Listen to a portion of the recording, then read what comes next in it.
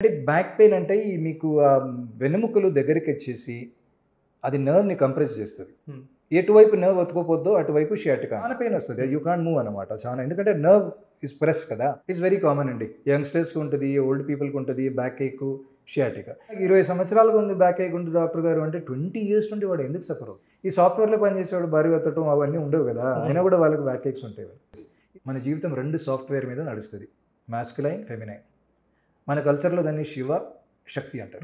This is important. అది balance అంటే Ardhanareeswari. It is very important to balance this masculine and feminine. చాలా మందికి accidents కాదు, ఎక్కువసేపు కూర్చోలేదు, బరువు ఎత్తలేదు, అయినా కూడా బ్యాక్ పెయిన్ చాలా మందికి. లోవర్ బ్యాక్ పెయిన్ పట్టేయటం అనేది ఇన్సెక్యూరిటీస్ వలన అవుతుంది. మనకి కాన్స్టెంట్‌గా ఇన్సెక్యూర్ వరీ ఉంటే మన లోవర్ బ్యాక్‌లో మసిల్స్ బిగబట్టేస్తాయి. సరే మీ లైఫ్ ఎట్లాగుంది, మీ యాంగ్జైటీ ఎట్లాగుంది, మీకు ఇన్సెక్యూరిటీస్ ఏమైనా ఉన్నాయా ఎవరైనా అడుగుతారా? హోమియోపతిలో మేము అది ఎక్స్‌ప్లోర్ చేస్తాం అనమాట.